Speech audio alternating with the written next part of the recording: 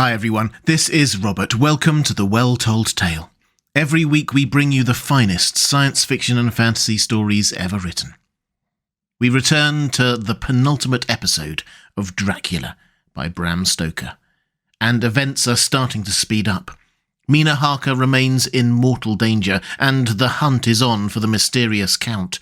All but one of his precious crates of soil have been destroyed, but now he himself must be faced in all his power. But first, to find him. It's time to pull up a chair, relax, and enjoy part 19 of Dracula by Bram Stoker. Chapter 24. Dr. Seward's Phonograph Diary, spoken by Van Helsing. This to Jonathan Harker. You are to stay with your dear Madam Mina. We shall go to make our search, if I can call it so, for it is not search, but knowing, and we seek confirmation only. But you stay and take care of her today. This is your best and most holiest office. This day, nothing can find him here. Let me tell you that, so you will know what we four already know, for I have told them. He, our enemy, has gone away. He have gone back to his castle in Transylvania, I know it so well, as if a great hand of fire wrote it on the wall. He have prepared for this in some way, and that last earth box was ready to ship somewhere. For this he took the money. For this he hurry at the last, lest we catch him before the sun go down. It was his last hope, save that he might hide in the tomb that he think poor Miss Lucy, being, as he thought like him, keep open to him. But there was not of time.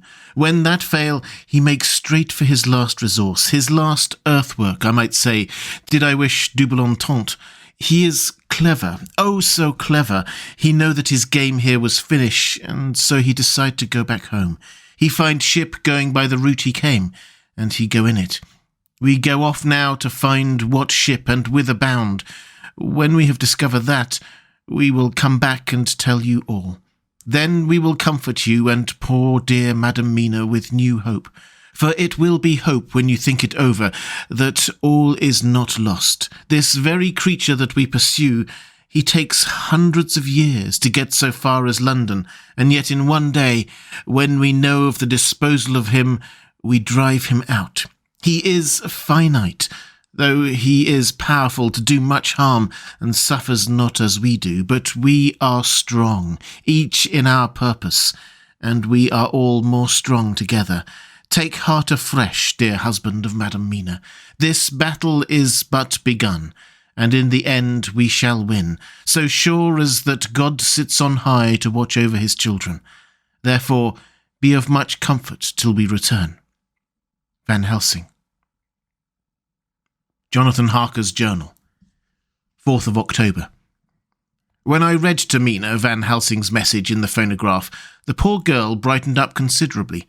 Already the certainty that the Count is out of the country has given her comfort, and comfort is strength to her. For my own part, now that this horrible danger is not face to face with us, it seems almost impossible to believe in it. Even my own terrible experiences in Castle Dracula seem like a long-forgotten dream, here in the crisp autumn air, in the bright sunlight. Alas, how can I disbelieve? In the midst of my thought, my eye fell on the red scar on my poor darling's white forehead.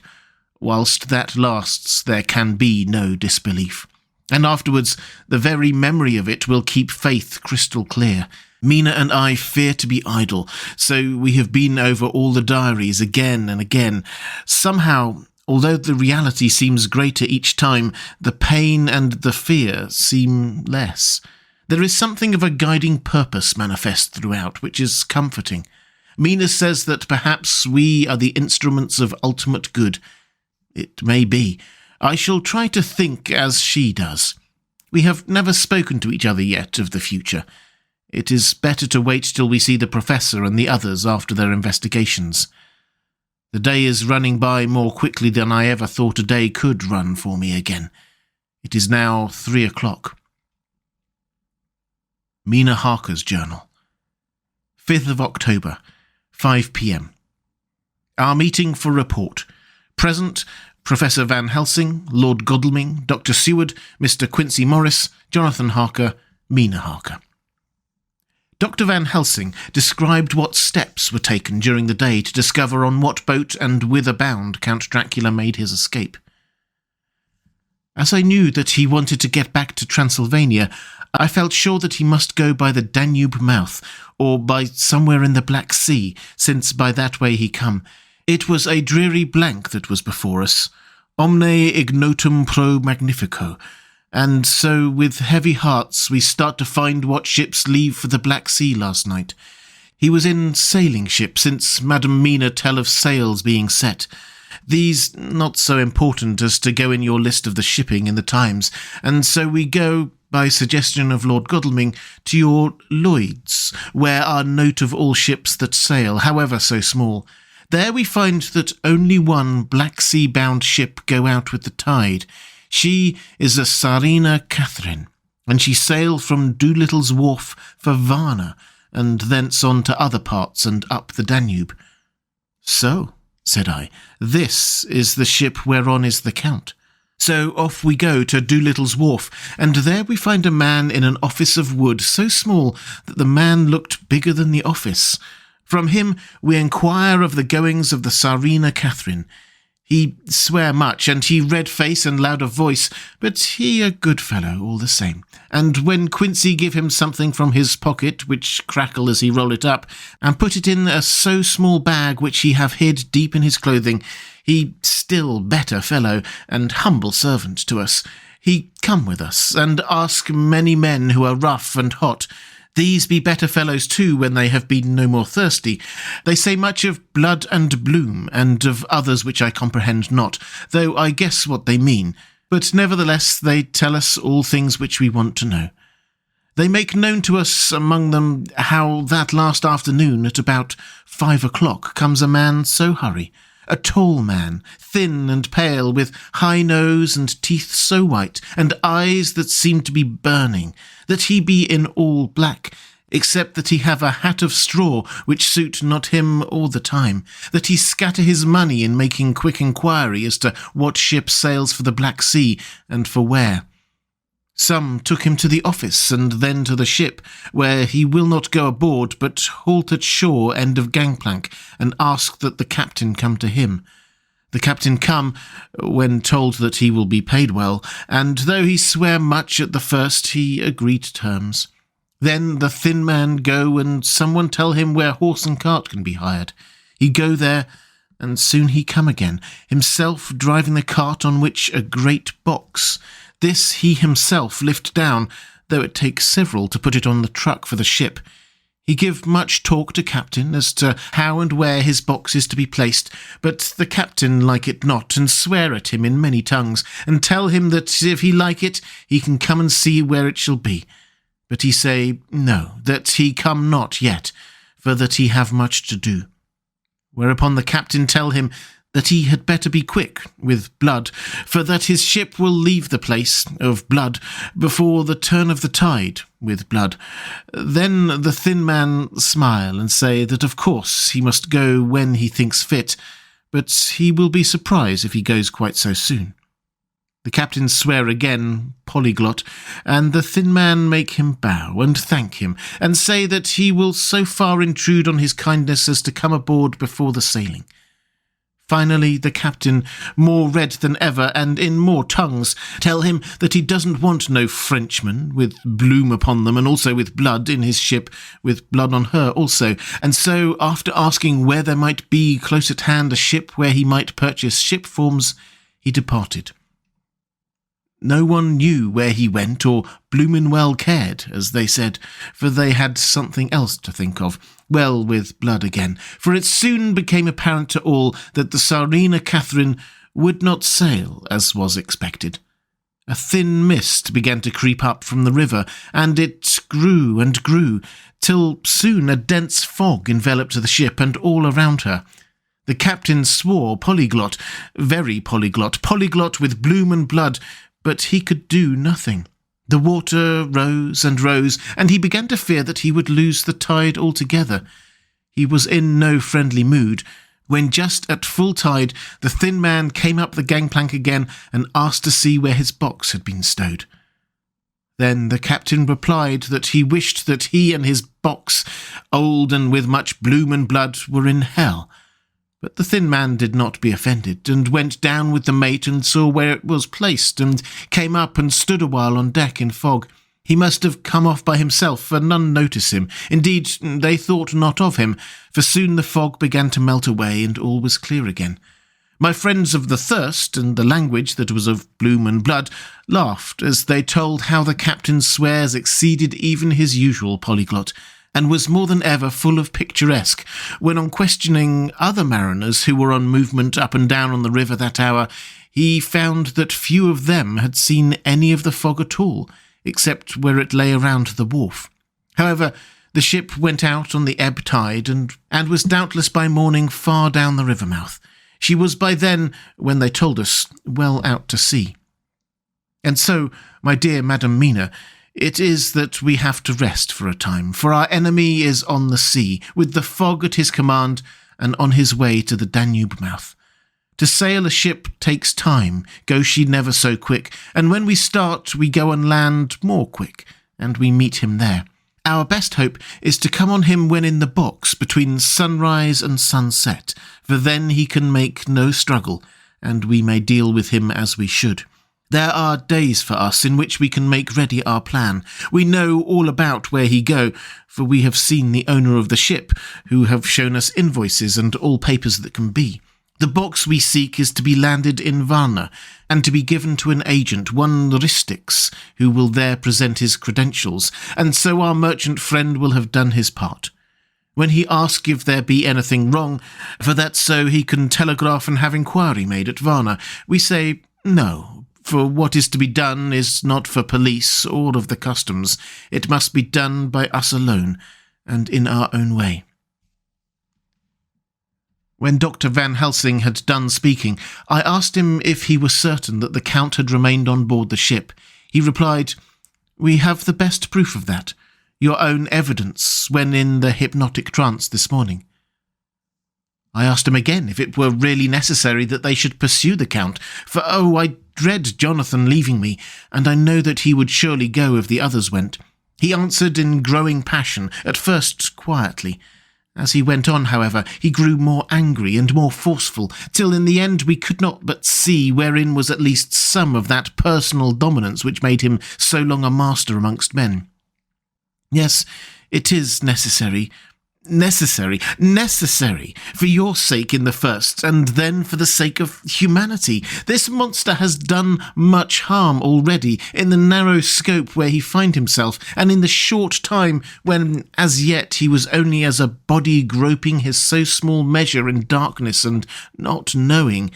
All this I have told these others. You, my dear Madam Mina, will learn it in the phonograph of my friend John, or in that of your husband. I have told them how the measure of leaving his own barren land barren of peoples, and coming to a new land where life of man teems till they are like the multitude of standing corn, was the work of centuries. Were another of the undead like him to try to do what he has done, perhaps not all the centuries of the world that have been or that will be could aid him. With this one, all the forces of nature that are occult and deep and strong must have worked together in some wondrous way. The very place where he have been unalive, undead, for all these centuries is full of strangeness of the geologic and chemical world. There are deep caverns and fissures that reach none know whither. There have been volcanoes, some of whose openings still send out waters of strange properties, and gases that kill or make to vivify. Doubtless there is something magnetic or electric in some of these combinations of occult forces which work for physical life in a strange way, and in himself were from the first some great qualities.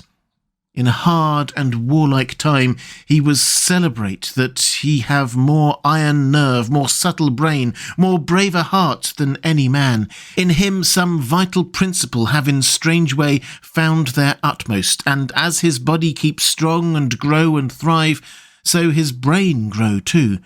All this without that diabolic aid which is surely to him. for it to have to yield to the powers that come from and are symbolic of good, and now this is what he is to us. He have infect you. Oh, forgive me, my dear, that I must say such, but it is for good of you that I speak. He infect you in such wise that even if he do no more, you have only to live in your own old sweet way, and so in time death, which is of man's common lot, and with God's sanction, shall make you like to him. This must not be. We have sworn together that it must not be. Thus we are ministers of God's own wish, that the world and men for whom his Son died will not be given over to monsters, whose very existence would defame him. He have allowed us to redeem one soul already, and we go out as the old knights of the cross to redeem more. Like them we shall travel towards the sunrise, and like them, if we fail in good cause. He paused, and I said, But will not the Count take his rebuff wisely? Since he has been driven from England, will he not avoid it, as a tiger does the village from which he has been hunted? Aha! He said, your simile of the tiger god, for me, and I shall adopt him. Your man-eater, as they of India call the tiger who has once tasted blood of the human, care no more for the other prey, but prowl unceasingly till he get him. This that we hunt from our village is a tiger too, a man-eater, and he never ceased to prowl. Nay, in himself he is not one to retire and stay afar. In his life, in living life, he go over the Turkey frontier and attack his enemy on his own ground. He be beaten back, but did he stay? No. He come again and again and again. Look at his persistence and endurance.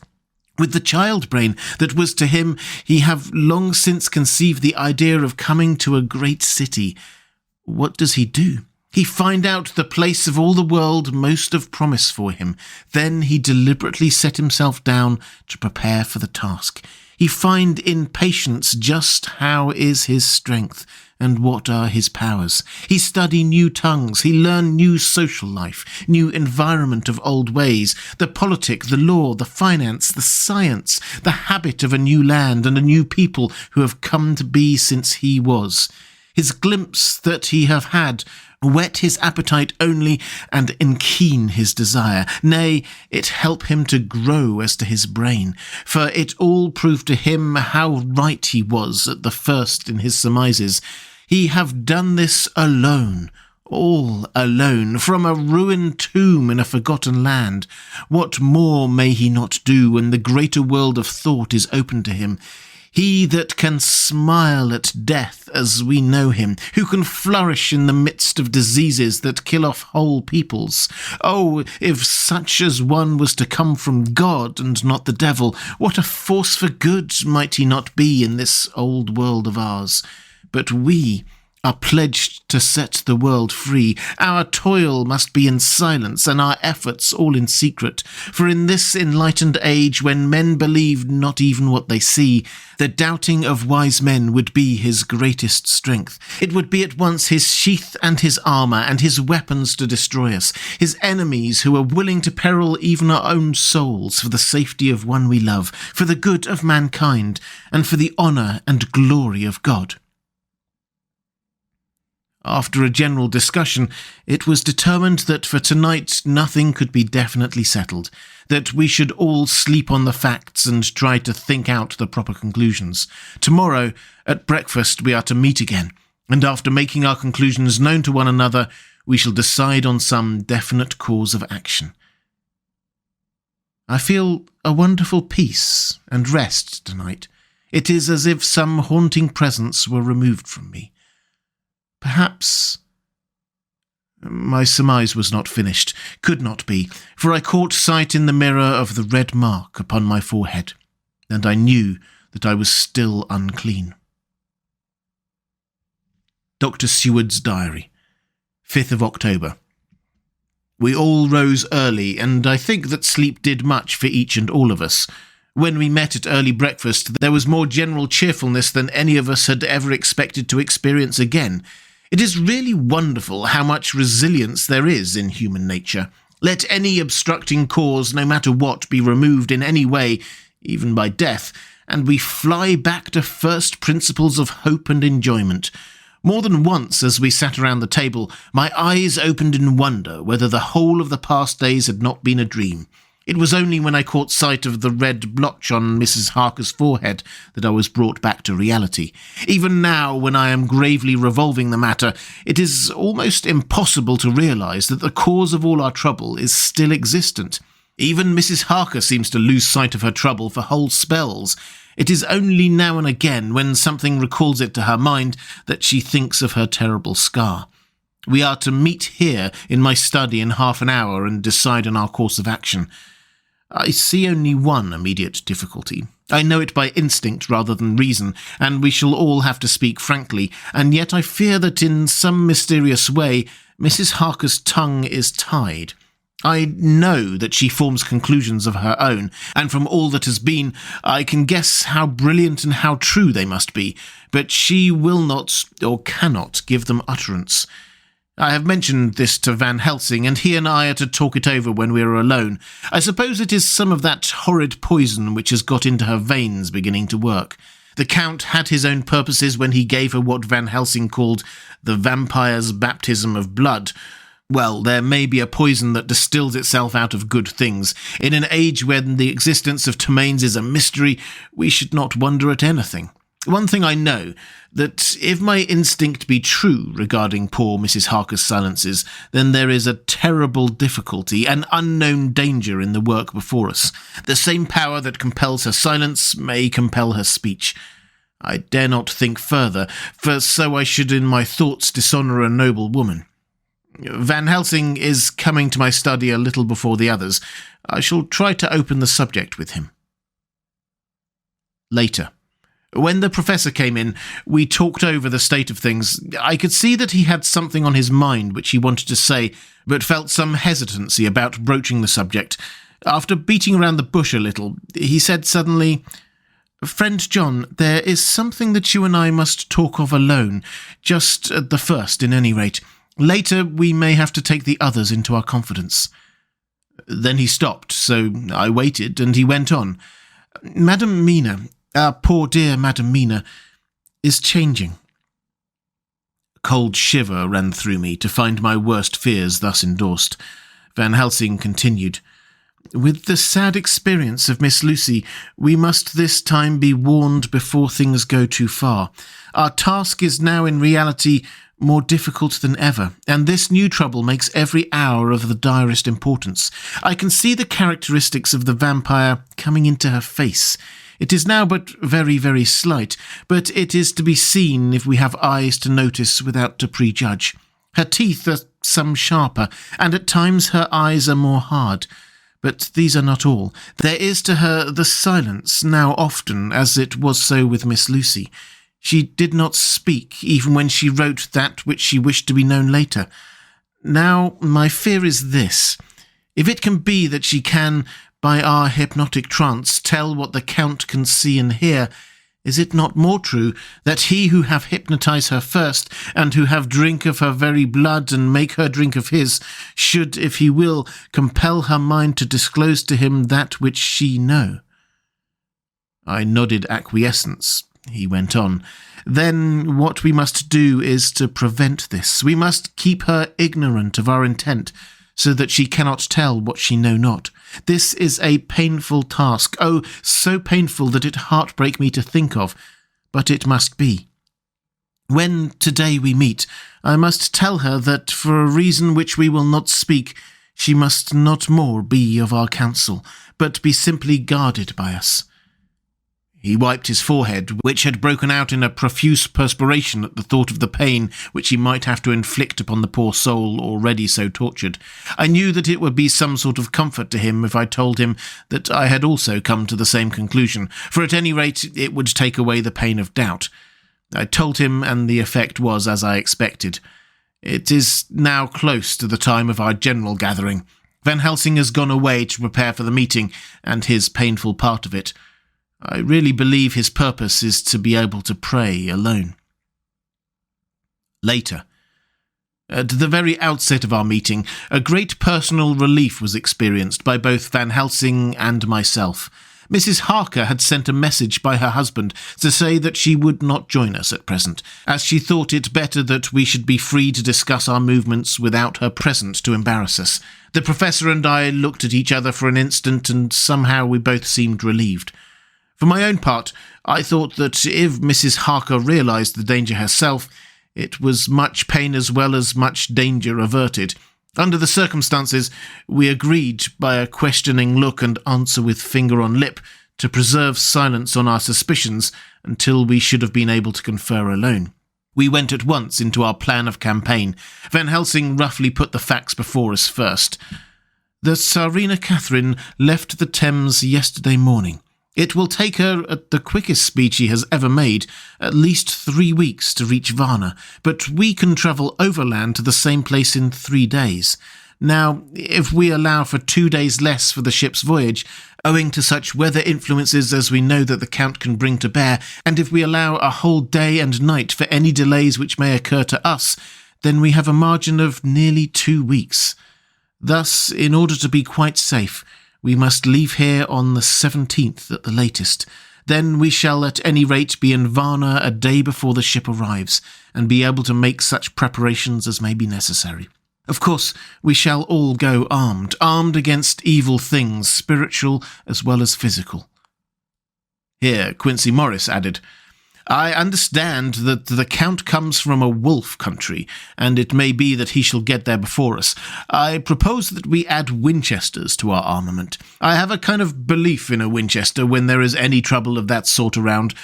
Do you remember, Art, when we had the pack after us at Tobolsk?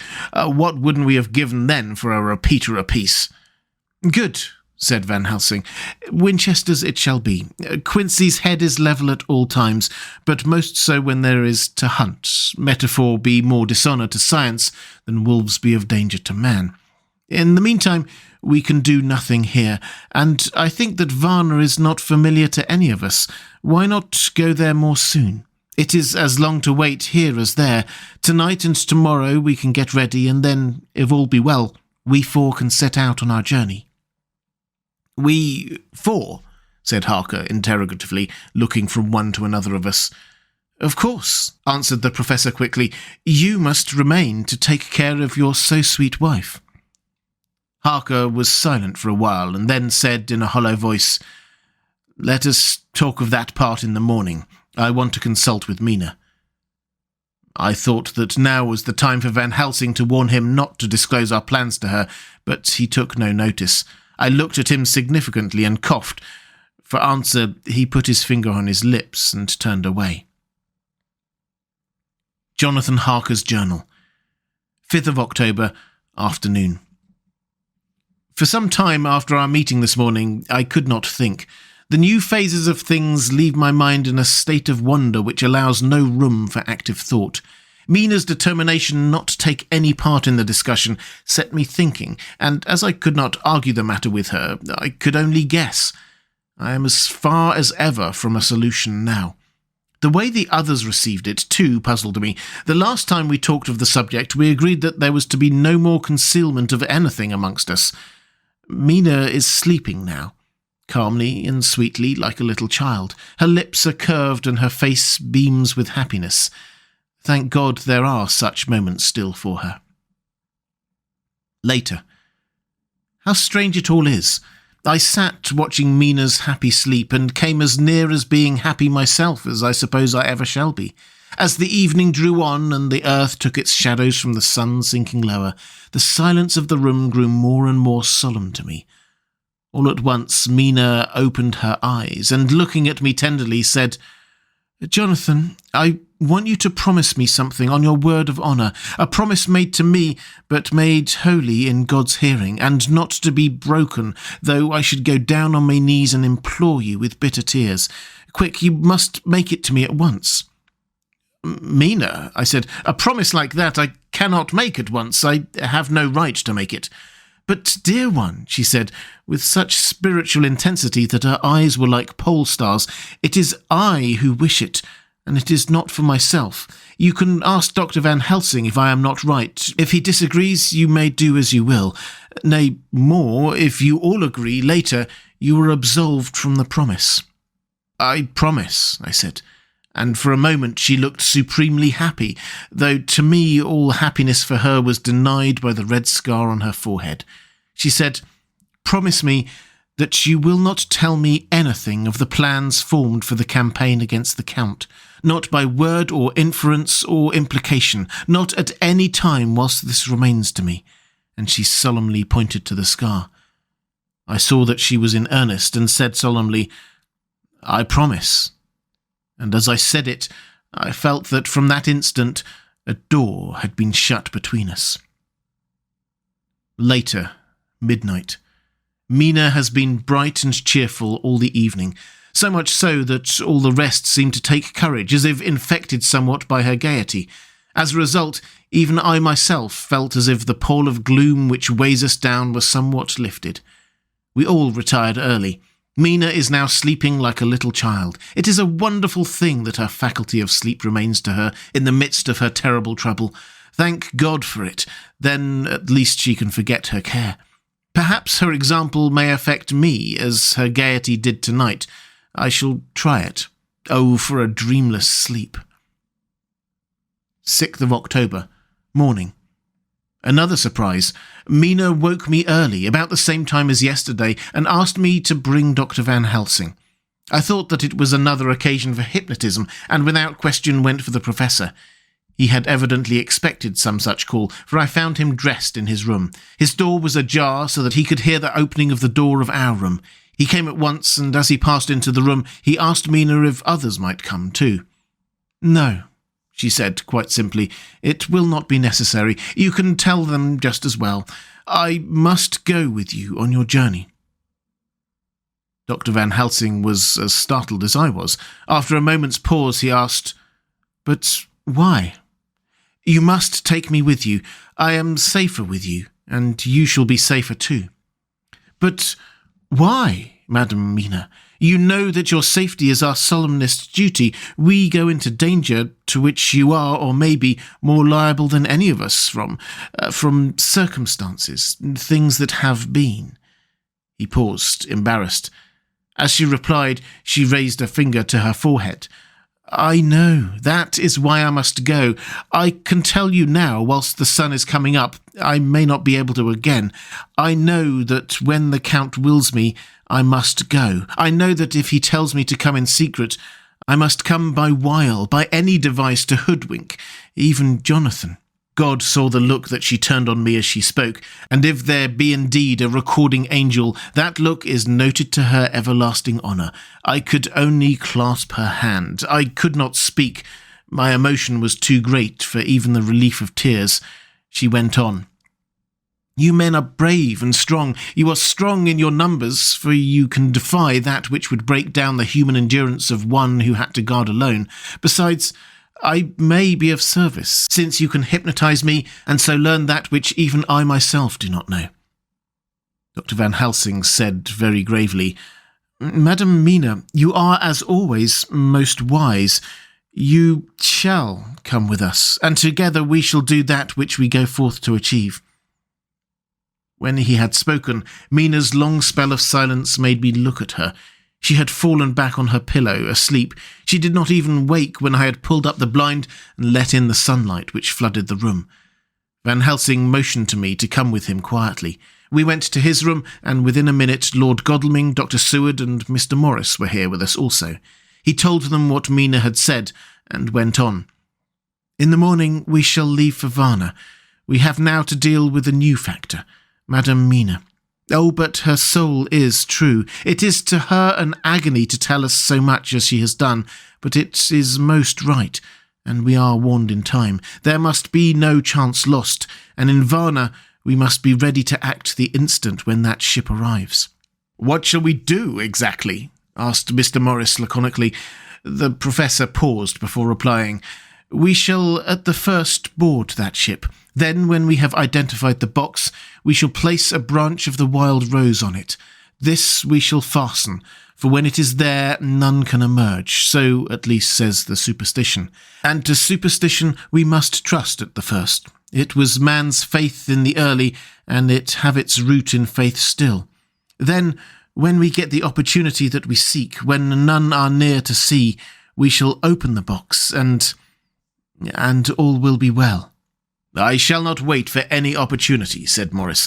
"When I see the box, I shall open it and destroy the monster, though there were 1,000 men looking on, and if I am to be wiped out for the next moment." I grasped his hand instinctively and found it as firm as a piece of steel. I think he understood my look. I hope he did. "Good boy," said Dr. Van Helsing. "Brave boy. Quincy is all man. God bless him for it. My child, believe me, none of us shall lag behind or pause from any fear. I do but say what we may do, what we must do. But indeed, we cannot say what we shall do. There are so many things which may happen, and their ways and their ends are so various that until the moment we may not say. We shall all be armed in all ways, and when the time for the end has come, our effort shall not be lack. Now, let us put all our affairs in order. Let all things which touch on others dear to us and who on us depend be complete, for none of us can tell what or when or how the end may be. As for me, my own affairs are regulate, as I have nothing else to do.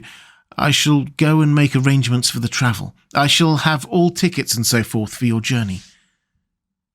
There was nothing further to be said, and we parted. I shall now settle up all my affairs of earth, and be ready for whatever may come. Later. It is all done. My will is made, and all complete. Mina, if she survives, is my sole heir. If it should not be so, then the others who have been so good to us shall have remainder. It is now drawing towards the sunset. Mina's uneasiness calls my attention to it. I am sure that there is something on her mind which at the time of exact sunset will reveal. These occasions are becoming harrowing times for us all, for each sunrise and sunset opens up some new danger, some new pain, which, however, may in God's will be means to a good end.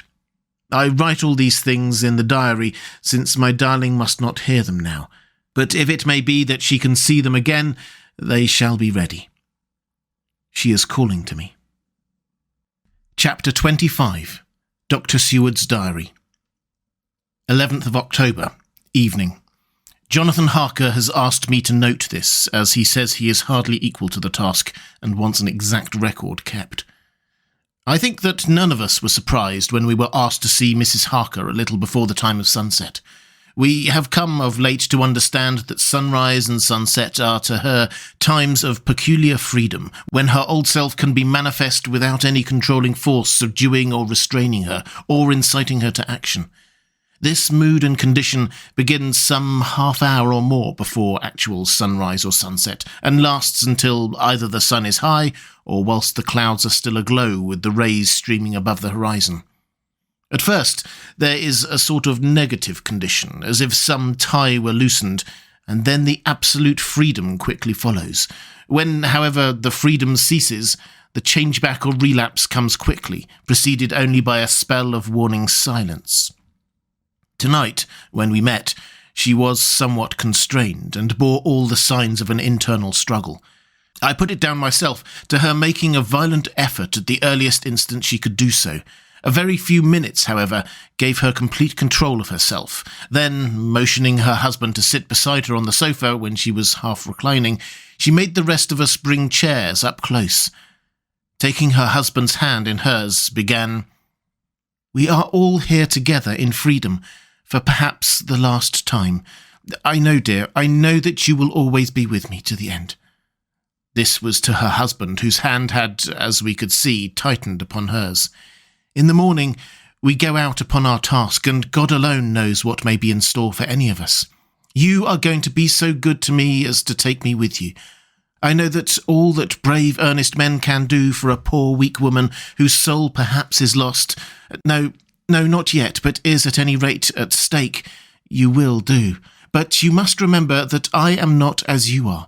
There is a poison in my blood, in my soul, which may destroy me, which must destroy me, unless some relief comes to us. Oh, my friends, you know as well as I do that my soul is at stake, and though I know there is one way out for me, you must not, and I must not take it." She looked appealingly to us all in turn, beginning and ending with her husband. "What is that?" asked Van Helsing in a hoarse voice. "What is that way which we must not, may not take?" "That I may die now, either by my own hand or that of another, before the greater evil is entirely wrought. I know, and you know, that were I once dead, you could and would set free my immortal spirit, even as you did my poor Lucy's. Were death, or the fear of death, the only thing that stood in the way, I would not shrink to die here, now, amidst the friends who love me. But death is not all. I cannot believe that to die in such a case, when there is hope before us and a bitter task to be done, is God's will. Therefore I, on my part, give up here the certainty of eternal rest, and go out into the dark where may be the blackest things that the world or the nether world holds." We were all silent, for we knew instinctively that this was only a prelude. The faces of the others were set, and Harker's grew ashen grey. Perhaps he guessed better than any of us what was coming. She continued, "This is what I can give into the hotchpot." I could not but note the quaint legal phrase which she used in such a place with all seriousness. "What will each of you give? Your lives, I know," she went on quickly.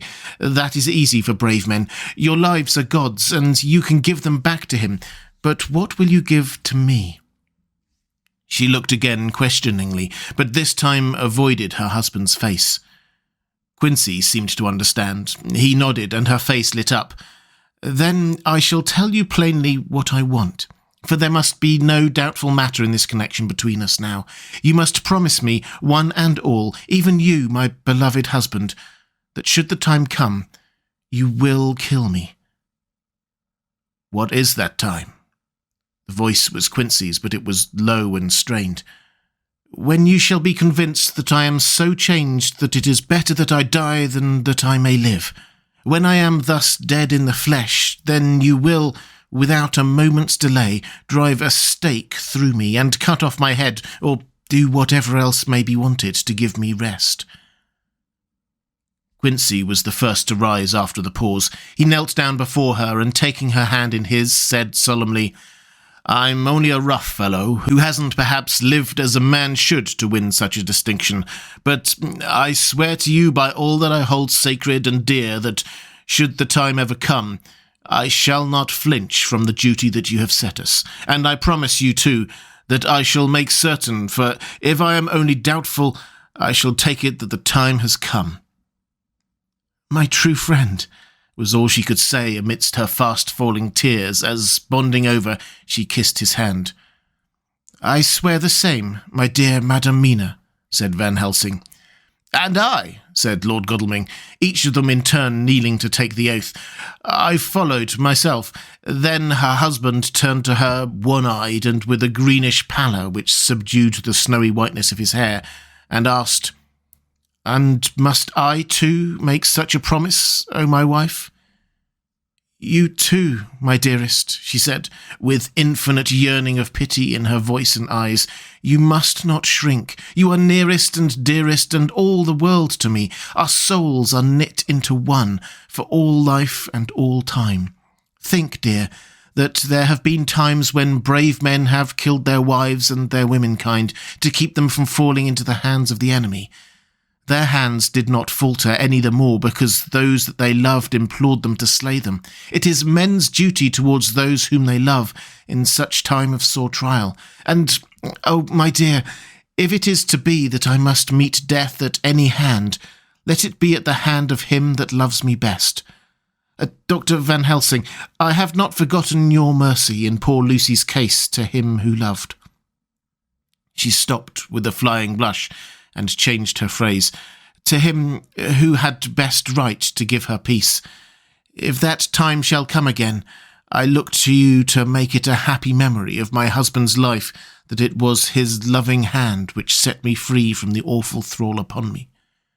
Again I swear," came the professor's resonant voice. Mrs. Harker smiled, positively smiled, as with a sigh of relief she leaned back and said, "And now one word of warning, a warning which you must never forget. This time, if it ever come, may come quickly and unexpectedly, and in such case you must lose no time in using your opportunity. At such a time I myself might be, nay, if the time ever comes, shall be, leagued with your enemy against you. One more request." She became very solemn as she said this. "It is not vital and necessary like the other, but I want you to do one thing for me, if you will." We all acquiesced, but no one spoke. There was no need to speak. "I want you to read the burial service." She was interrupted by a deep groan from her husband. Taking his hand in hers, she held it over her heart and continued, "You must read it over me some day.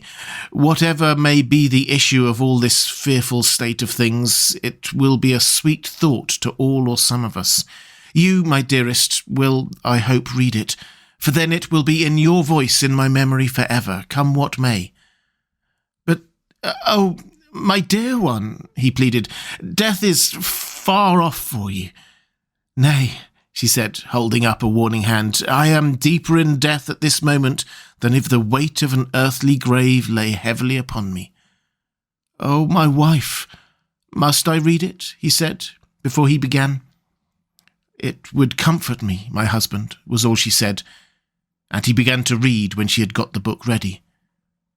How could anyone tell of that strange scene in its solemnity, its gloom, its sadness, its horror, and withal its sweetness? Even a skeptic who can see nothing but a travesty of bitter truth in anything holy or emotional would have been melted to the heart had he seen that little group of loving and devoted friends kneeling around that stricken and sorrowing lady, or heard the tender passion of her husband's voice, as in tones so broken with emotion that he often had to pause, he read the simple and beautiful service from the burial of the dead. I cannot go on. Words and voice fail me. She was right in her instinct. Strange as it all was, bizarre as it may hereafter seem, even to us who felt its potent influence at the time, it comforted us much, and the silence which showed Mrs. Harker's coming relapse from her freedom of soul did not seem so full of despair to any of us as we had dreaded. Jonathan Harker's Journal, 15th of October, Varna. We left Charing Cross on the morning of the 12th, got to Paris the same night and took the places secured for us on the Orient Express. We travelled night and day, arriving here at about 5 o'clock. Lord Godalming went to the consulate to see if any telegram had arrived for him, whilst the rest of us came on to his hotel, the Odysseus. The journey may have had incidents. I was, however, too eager to get on to care for them. Until the Tsarina Catherine comes to port, there will be no interest for me in anything in the whole world.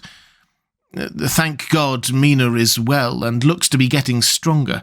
Her colour is coming back. She sleeps a great deal. Throughout the journey she slept nearly all the time.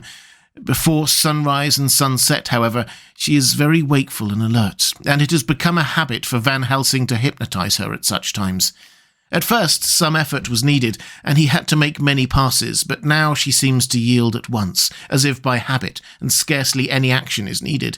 He seems to have power at these particular moments to simply will, and her thoughts obey him.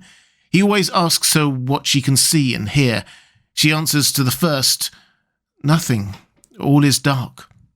And to the second, "I can hear the waves lapping against the ship and the water rushing by.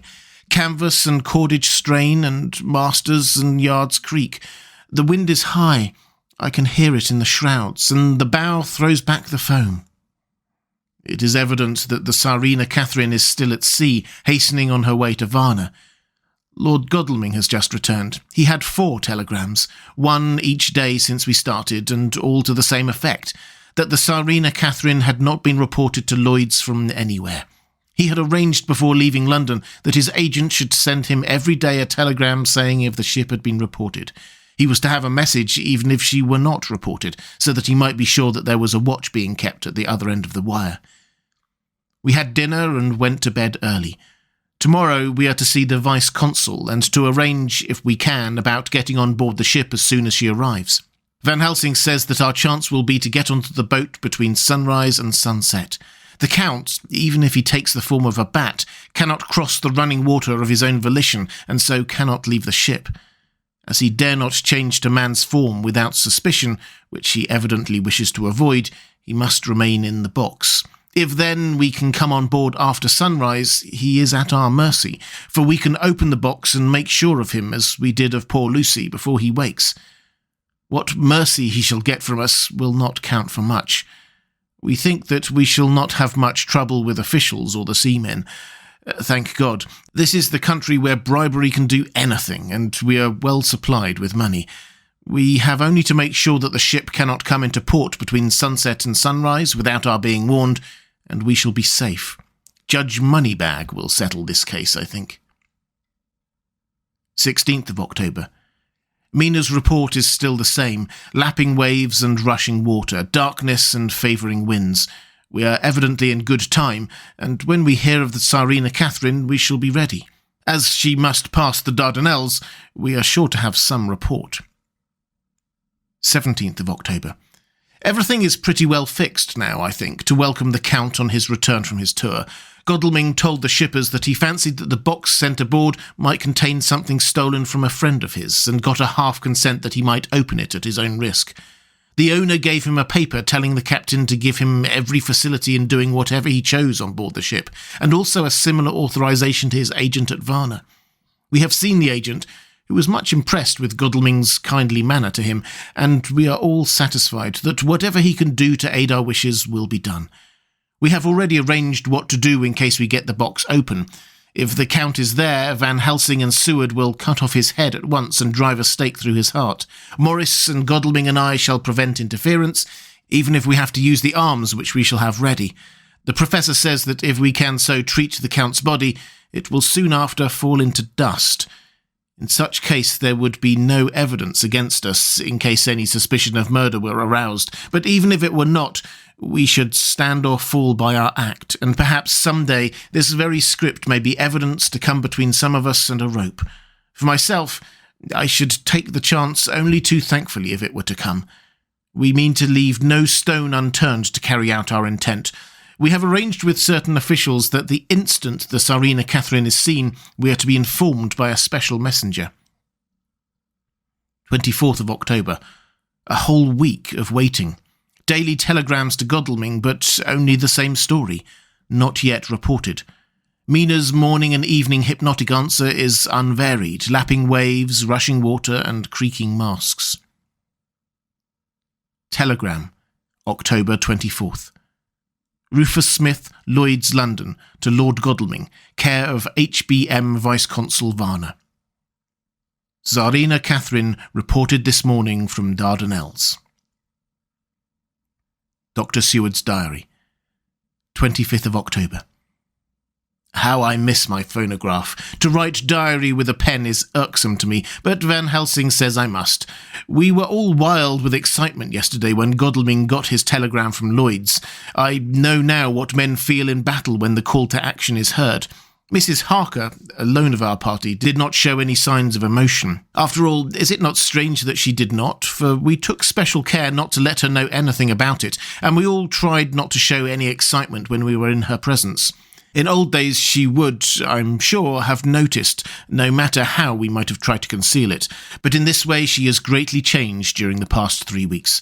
The lethargy grows upon her, and though she seems strong and well, and is getting back some of her colour, Van Helsing and I are not satisfied. We talk of her often. We have not, however, said a word to the others. It would break poor Harker's heart, certainly his nerve, if he knew that we even had a suspicion on the subject. Van Helsing examines, he tells me, her teeth very carefully whilst she is in the hypnotic condition, for he says that so long as they do not begin to sharpen, there is no active danger of a change in her. If this change should come, it would be necessary to take steps. We both know what those steps would have to be, though we do not mention our thoughts to each other. We should neither of us shrink from the task, awful though it be to contemplate. Euthanasia is an excellent and comforting word. I am grateful to whoever invented it.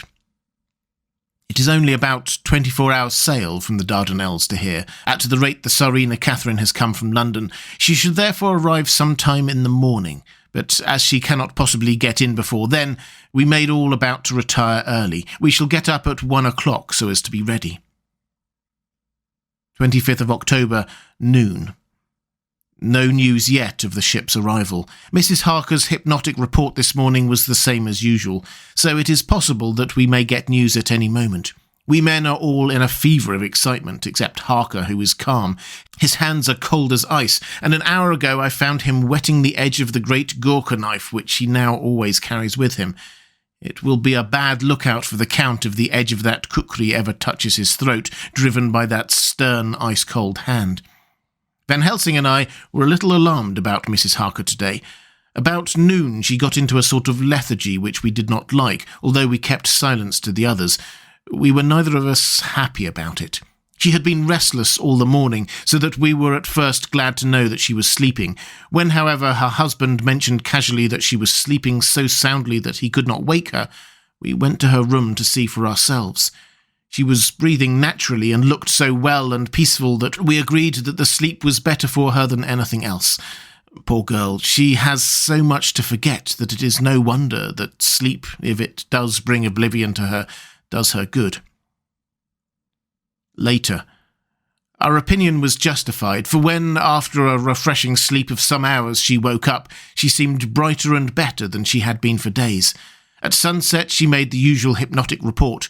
Wherever he may be in the Black Sea, the Count is hurrying to his destination, to his doom, I trust. 26th of October. Another day, and no tidings of the Tsarina Catherine. She ought to be here by now. That she is still journeying somewhere is apparent, for Mrs. Harker's hypnotical report at sunrise was still the same. It is possible that the vessel may be lying by at times for fog. Some of the steamers which came in last evening reported patches of fog both to the north and south of the port. We must continue our watching, as the ship may now be signalled at any moment.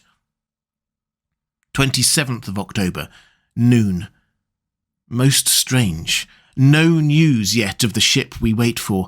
Mrs. Harker reported last night and this morning as usual, lapping waves and rushing water, though she added that the waves were very faint. The telegrams from London have been the same. No further report. Van Helsing is terribly anxious and told me just now that he fears the Count is escaping us. He added significantly, I did not like that lethargy of Madame Mina's. Souls and memories can do strange things during trance. I was about to ask him more, but Harker just then came in, and he held up a warning hand. We must try tonight at sunset to make her speak more fully when in her hypnotic state. 28th of October. Telegram. Rufus Smith, London, to Lord Godalming, care HBM Vice-Consul Varna. Tsarina Catherine reported entering Galatz at 1 o'clock today. Dr. Seward's diary. 28th of October. When the telegram came announcing the arrival in Galatz, I do not think it was such a shock to any of us as might have been expected. True, we did not know whence or how or when the bolt would come, but I think we all expected that something strange would happen. The delay of arrival at Varna made us individually satisfied that things would not be just as we had expected. We only waited to learn where the change would occur. Nonetheless, however, it was a surprise. I suppose that nature works on such a hopeful basis that we believe against ourselves that things will be as they ought to be, not as we should know that they will be. Transcendentalism is a beacon to the angels, even if it be a will-o'-the-wisp to man. It was an odd experience, and we all took it differently. Van Helsing raised his hand over his head for a moment, as though in remonstrance with the Almighty, but he said not a word, and in a few seconds stood up with his face sternly set. Lord Godalming grew very pale and sat breathing heavily. I was myself half stunned and looked in wonder at one after another. Quincey Morris tightened his belt with that quick movement which I knew so well. In our old wandering days it meant action. Mrs. Harker grew ghastly white, so that the scar on her forehead seemed to burn, but she folded her hands meekly and looked up in prayer. Harker smiled, the dark, bitter smile of one who is without hope. But at the same time his action belied his words, for his hands instinctively sought the hilt of the great cookery knife and rested there. "When does the next train start for Galatz?" said Van Helsing to us generally. "At 6:30 tomorrow morning." We all started, for the answer came from Mrs. Harker. "How on earth do you know?" said Art. "You forget, or perhaps you do not know, though Jonathan does, and so does Dr. Van Helsing, that I am the train fiend. At home in Exeter I always used to make up the train timetables so as to be helpful to my husband. I found it so useful sometimes that I always make a study of the timetables now. I knew that if anything were to take us to Castle Dracula we should go by Galatz, or at any rate through Bucharest, so I learned the times very carefully. Unhappily, there are not many to learn, as the only train tomorrow leaves, as I say." "Wonderful woman," murmured the Professor. "Can we get a special?" asked Lord Godalming. Van Helsing shook his head. "I fear not. This land is very different from yours or mine. Even if we did have a special, it would probably not arrive as soon as our regular train. Moreover, we have something to prepare. We must think. Now, let us organise. You, friend Arthur, go to the train and get the tickets and arrange that all will be ready for us to go in the morning. Do you, friend Jonathan, go to the agent of the ship and get from him letters to the agent in Galatz with authority to make search the ship just as it was here. Maurice Quincy, you see the vice-consul and get his aid with his fellow in Galatz and all he can do to make our way smooth, so that no times be lost when over the Danube. John will stay with Madam Mina and me, and we shall consult. For so if time be long, you may be delayed, and it will not matter when the sun sets, since I am here with Madam to make report." "And I," said Mrs. Harker brightly, and more like her old self than she had been for many a long day, "shall try to be of use in all ways, and shall think and write for you as I used to do. Something is shifting from me in a strange way, and I feel freer than I have of late." The three younger men looked happier at the thought, as they seemed to realise the significance of her words, but Van Helsing and I, turning to each other, met each a grave and troubled glance. We said nothing at the time, however. When the three men had gone out to their tasks, Van Helsing asked Mrs. Harker to look up a copy in the diaries and find him the part of Harker's journal at the castle. She went away to get it. When the door was shut upon her, he said to me, "We mean the same. Speak out." "There is some change. It is a hope that keeps me sick, for it may deceive us." "Quite so. Do you know why I asked her to get the manuscript?" "No," said I, "unless it was to get an opportunity of seeing me alone." "You are in part right, friend John, but only in part. I wanted to tell you something. And, oh, my friend, I am taking a terrible risk, but I believe it is right. In the moment when Madam Mina said those words that arrest both our understanding, an inspiration came to me. In the trance of 3 days ago, the Count sent her his spirit to read her mind, or more like he took her to see him in his earth box in the ship with the water rushing, just as it go free at rise and set of sun. He learned then that we are here, for she have more to tell in her open life with eyes to see and ears to hear than he, shut as he is in his coffin box.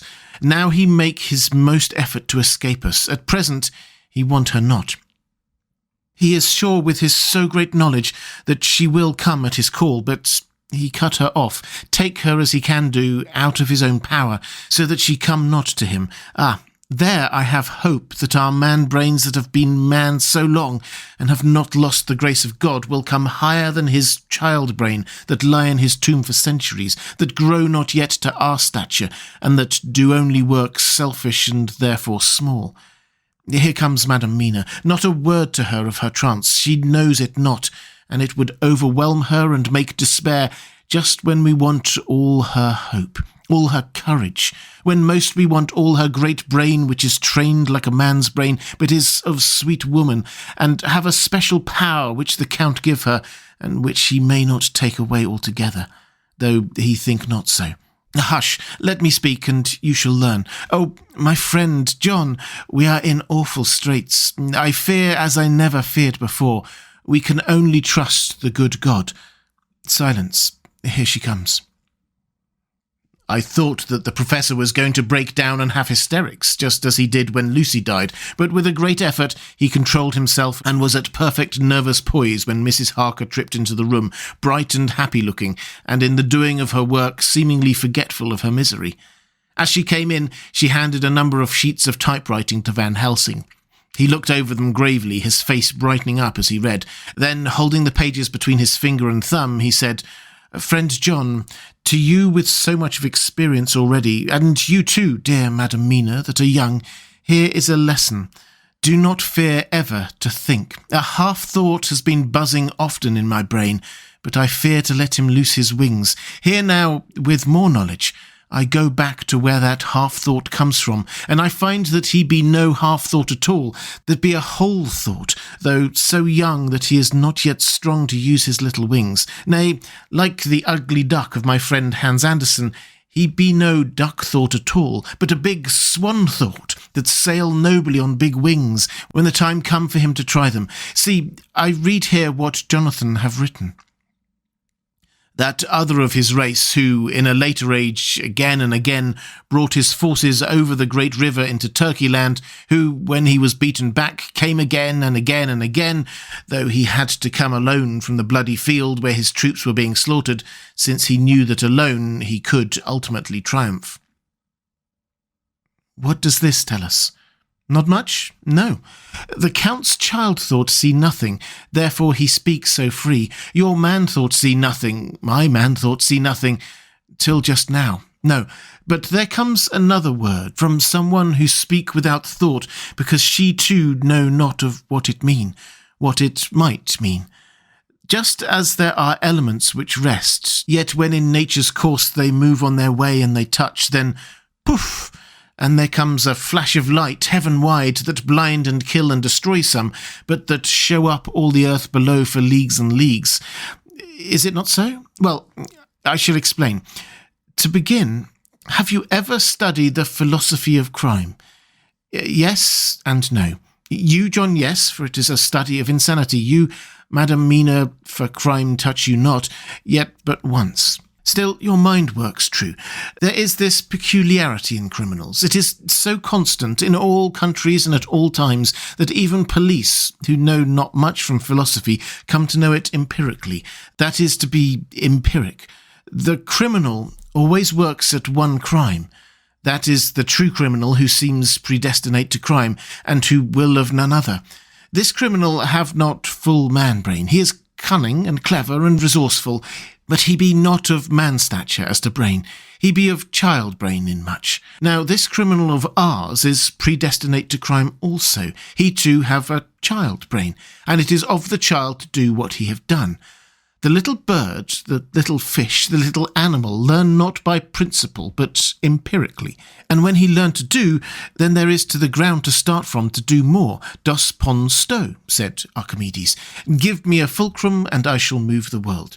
To do once is the fulcrum whereby the child brain become the man brain, and until he have the purpose to do more, he continue to do the same every time, just as he have done before. Oh, my dear, I see that your eyes are opened, and that to you the lightning flash shows all the leagues. For Mrs. Harker began to clap her hands, and her eyes sparkled. He went on, Now you shall speak. Tell us two dry men of science what you see with those so bright eyes. He took her hand and held it whilst she spoke. His finger and thumb closed on her pulse as I thought it, instinctively and unconsciously as she spoke. The Count is a criminal and of a criminal type. Nordau and Lombroso would so classify him, and qua criminal he is of imperfectly formed mind. Thus, in a difficulty he has to seek resource in habit. His past is a clue, and the one page of it that we know, and that from his own lips, tells us that once before, when in what Mr. Morris would call a tight place, he went back to his own country from the land he had tried to invade, and thence, without losing purpose, prepared himself for a new effort. He came again better equipped for his work, and won. So he came to London to invade a new land. He was beaten, and when all hope of success was lost and his existence was in danger, he fled back over the sea to his home, just as formally as he had fled back over the Danube from Turkey land. Good, good. Oh, you so clever lady, said Van Helsing enthusiastically as he stooped and kissed her hand. A moment later he said to me, as calmly as though we had been having a sick-room consultation, 72 only, and in all this excitement I have hope. Turning to her again, he said with keen expectation, but go on, there is more to tell if you will. Be not afraid, John and I know. I do in any case, and shall tell you if you are right. Speak without fear. I will try to, but you will forgive me if I seem egotistical. Nay, fear not, you must be egotist, for it is of you that we think. Then, as he is criminal, he is selfish, and as his intellect is small and his action is based on selfishness, he confines himself to one purpose. That purpose is remorseless. As he fled back over the Danube, leaving his forces to be cut into pieces, so now he is intent on being safe, careless of all. So his own selfishness frees my soul somewhat from the terrible power which he acquired over me on that dreadful night. I felt it. Oh, I felt it. Thank God for his great mercy. My soul is freer than it has been since that awful hour, and all that haunts me is a fear, lest in some trance or dream he may have used my knowledge for his ends. The professor stood up. He has so used your mind, and by it he has left us here in Varna, whilst the ship that carried him rushed through enveloping fog up to Galatz, where doubtless he had made preparation for escaping from us. But his child mind only saw so far, and it may be that, as ever is in God's providence, the very thing that the evildoer most reckoned on for his selfish good turns out to be his chiefest harm. The hunter is taken in his own snare, as the great psalmist says. For now that he think he is free from every trace of us all, and that he has escaped us with so many hours to him, then his selfish child brain will whisper him to sleep. He think, too, that as he cut himself off from knowing your mind, there can be no knowledge of him to you. There is where he fail. That terrible baptism of blood which he give you makes you free to go to him in spirit, as you have as yet done in your times of freedom when the sun rise and sun set. At such times you go by my volition and not by his, and this power to do good of you and others you have won from your suffering at his hands. This is now all more precious that he know it not, and to guard himself have even cut himself off from his knowledge of our where. We, however, are not selfish, and we believe that God is with us through all this blackness and these many dark hours. We shall follow him, and we shall not flinch, even if we peril ourselves that was become like him. Friend John, this has been a great hour, and it have done much to advance us on our way. You must be scribe and write 'em all down, so that when the others return from their work, you can give it to them, and then they shall know as we do. And so I have written it whilst we wait their return, and Mrs. Harker has written with her typewriter, all since she brought the MS to us.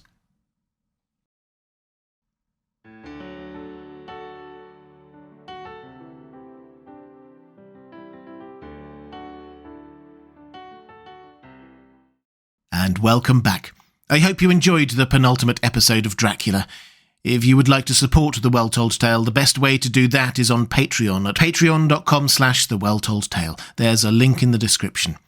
I'll be back next time with the finale. I hope you can join me.